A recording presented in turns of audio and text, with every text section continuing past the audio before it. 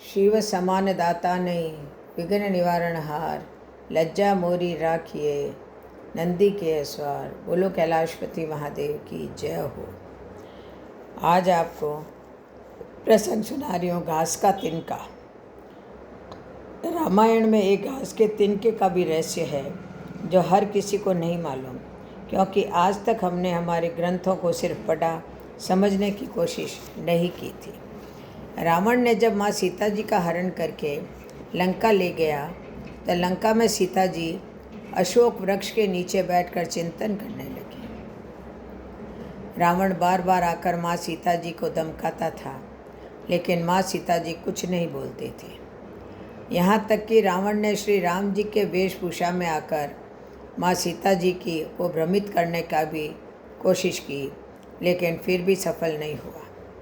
रावण थक हार कर जब अपने शयन कक्ष में गया तो मंदोदरी ने उससे कहा, आप तो राम का वेश धरकर गए थे, फिर क्या हुआ? रावण बोला, जब मैं राम का रूप लेकर सीता के समक्ष गया तो सीता मुझे नज़र ही नहीं आ रही थी। रावण अपनी समस्त ताकत लगा चुका था, लेकिन जिस जगत जननी माँ को आज तक कोई नहीं समझ सका, उन्हें रावण भी कैसे समझ पाता। रावण एक बार फिर आया और बोला, मैं तुमसे सीधे सीधे संवाद करता हूँ, लेकिन तुम कैसी नारी हो कि मेरे आते ही घास का तिनका उठाकर उसे ही घूर घूर कर देखने लगती हो। क्या घास का तिनका तुम्हें राम से भी ज़्यादा प्यारा है? रावण के इस प्रश्न को सुनकर सीता माँ बिल्कुल चुप हो गई और उनकी आंखों से आंसुओं की धार बह पड़ी। इसकी सबसे बड़ी वजह थी कि जब राम जी का विवाह माँ सीता जी के साथ हुआ, तब सीता जी का बड़े आदर सत्कार के साथ गृह प्रवेश भी हुआ। बहुत उत्सव मनाया गया। प्रथा अनुसार नव वधू विवाह पश्चात जब ससुराल आती है तो उसके हाथ से कुछ मीठा पकवान बनाया जाता है, ताकि जीवन भर घर में मिठास बनी रहे।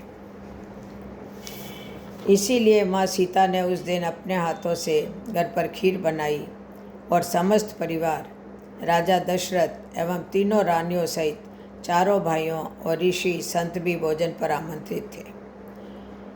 माँ सीता ने सभी को खीर परोसना आरंभ किया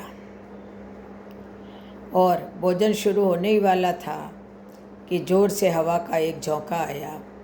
सभी ने अपनी अपनी पतलें संभाली। सीता जी बड़े गौर से सब देख रही थी। ठीक उसी समय राजा दशरथ जी की खीर पर एक छोटा सा घास का तिनका गिर गया, जिसे माँ सीता जी ने देख लिया, लेकिन अब खीर में हाथ कैसे डालें? अब ये प्रश्न आ गया तो माँ सीता जी ने दूर से ही उस तिनके को घूर कर देखा। वो जल कर राख की एक छोटी सी बिंदु बनकर रह गया। सीता जी ने सोचा, अच्छा हुआ किसी ने नहीं देखा। लेकिन राजा दशरथ माँ सीता जी के इस चमत्कार को देख रहे थे। फिर भी दशरथ जी चुप रहे और अपने कक्ष पहुंचकर माँ सीता जी को बुलवाया। फिर उन्होंने सीता जी से कहा कि मैंने आज भोजन के समय आपके चमत्कार को देख लिया था। आप साक्षात जगत जननी स्वरूपा है, लेकिन एक बात आप मेरी जरूर याद रखना।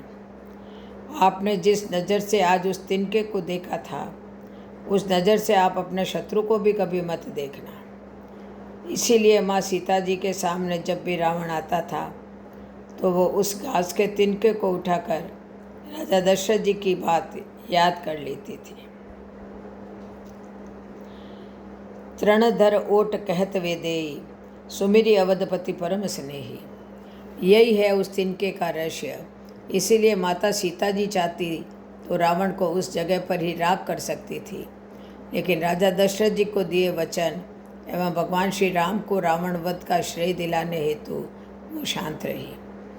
ऐसी विशाल हृदया थी हमारी जानकी माता। बोलो जानकी माता की जय हो। जय हो प्रभु श्री राम जी की जय हो। जय जय श्री राम, जय जय श्री राम।